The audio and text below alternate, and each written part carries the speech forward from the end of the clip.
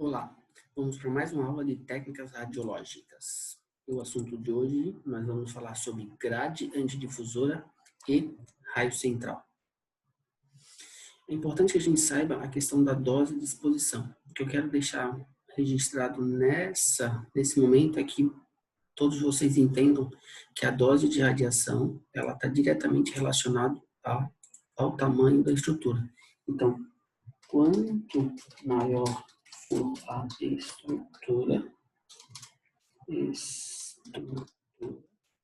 maior será a dose de radiação.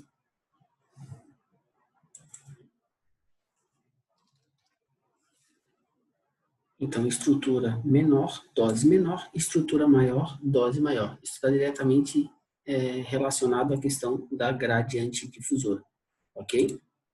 Então, vamos. Localização. Onde é que a grade antidifusora ela fica localizada? É importante que a gente saiba que a grade antidifusora ela é invisível a nós. Então, ela fica entre a gaveta e o tampo, entre o book. Então, a gaveta está aqui, o book está aqui, a grade fica entre essas duas estruturas, ó. Gaveta, book, a grade está no meio. Gaveta, book, a grade está no meio. Gaveta, book, a grade está no meio. Então, a cronologia, a ordem é o quê? O raio atravessa o paciente, passa pelo book, depois passa pela grade para chegar no receptor de imagem.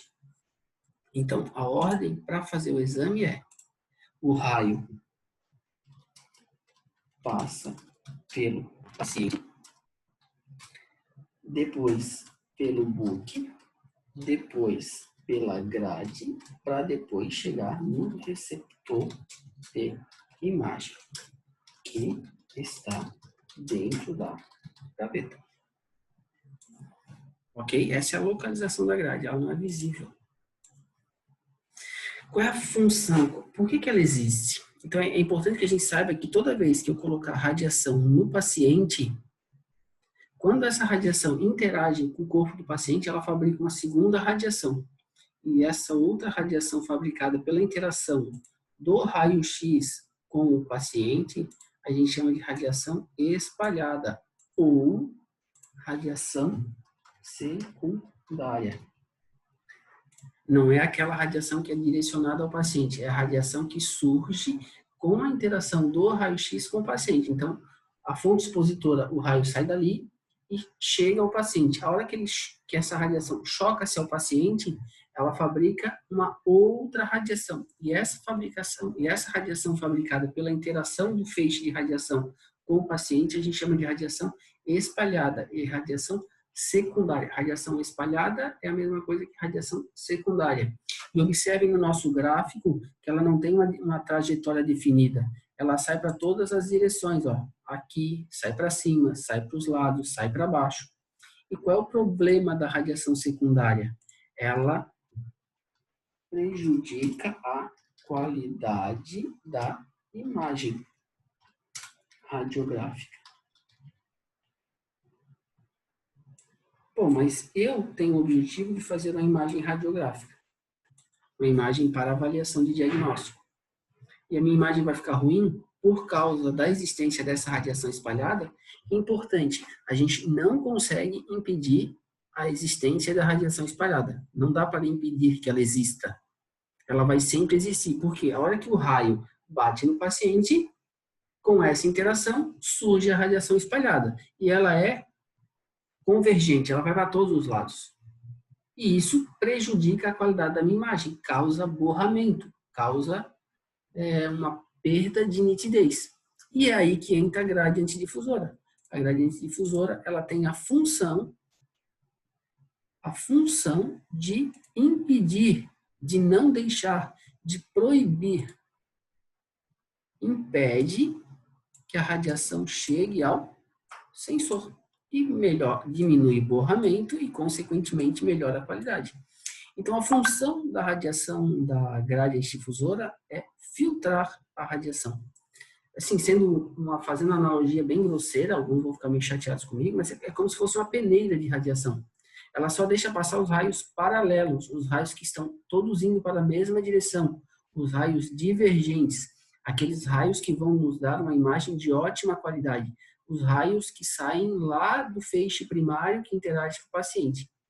Então, essa radiação secundária, ela tem um problema, ela prejudica a minha imagem e eu não consigo impedir a existência dela.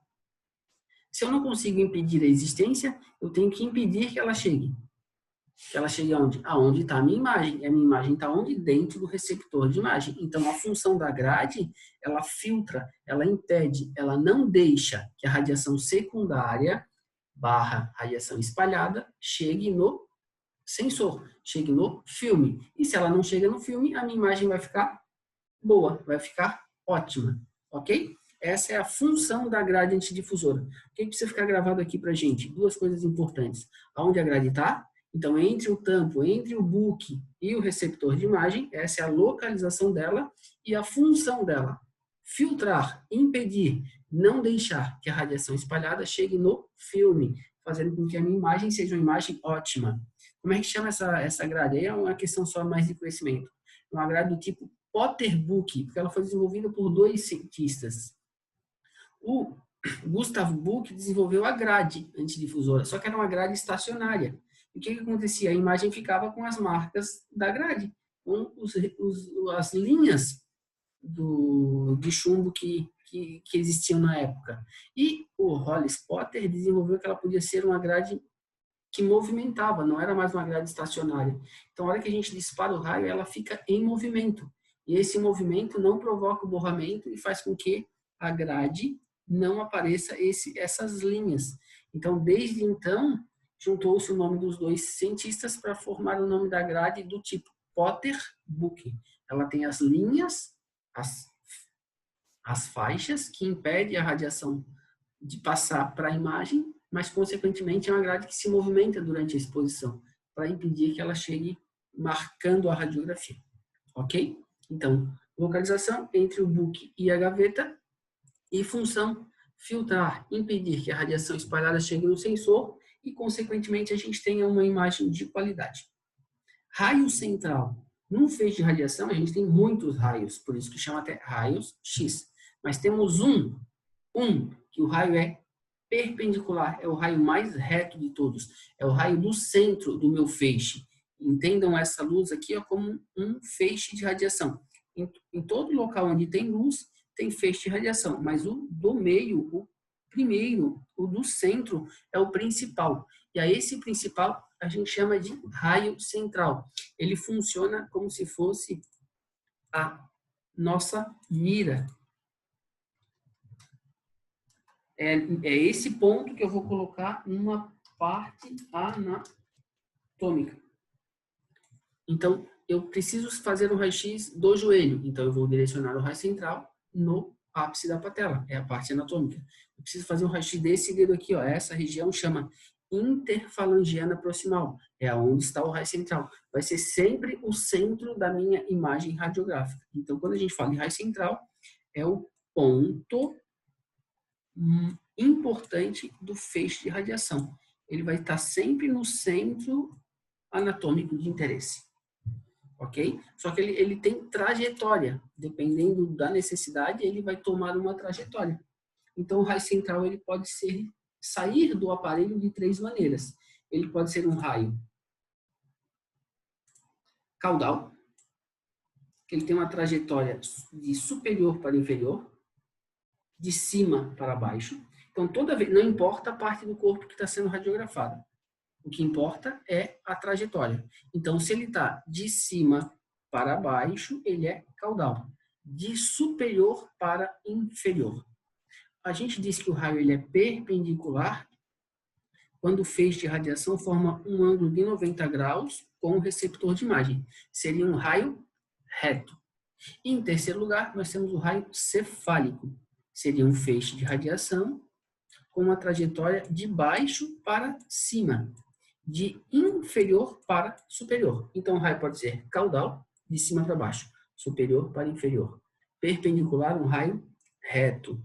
O cefálico, ele é um raio de baixo para cima ou de inferior para superior. Fácil? Vamos a um exercíciozinho rápido aqui, ó. Exercício número 1. Observe o alinhamento do raio, ó. Então, ele está de superior para inferior. De superior para inferior, ele é o quê? Caudal. Número 2, a mesma forma, ó. Ele está de superior para inferior. Então, ele é um raio caudal. Caudal, caudal. O número 3, de inferior para superior. Número 4, de inferior para superior. Portanto, ele é um raio. Opa, estou apanhando um pouquinho. Cefálico, cefálico. 1, 2, caudal. 3, 4, cefálico. 1 e 2, de superior para inferior. De superior para inferior. De inferior para superior, cefálico. De inferior para superior, cefálico. Vamos para mais um exercíciozinho. Figura número 1. Vamos analisar a figura número 1. Inferior, baixo, para superior, cima. De inferior para superior, ele é um raio cefálico. Número 2. Superior, inferior. De cima para baixo. Toda vez que ele tem essa configuração, ele é um raio caudal. Número 3, vamos ver a trajetória. Inferior para superior. De baixo para cima. Toda vez que ele tem essa inferior para superior, ele é um raio cefálico. Vamos ver a figura número 4. Aqui, ele está num ponto e quando ele chega no paciente, no mesmo ponto. Portanto, ele é um raio reto. Se o raio é reto, a gente diz que o raio é perpendicular. Valeu, galera. Eu espero que vocês tenham gostado. Se vocês tiverem qualquer dúvida, é só entrar em contato comigo. Grande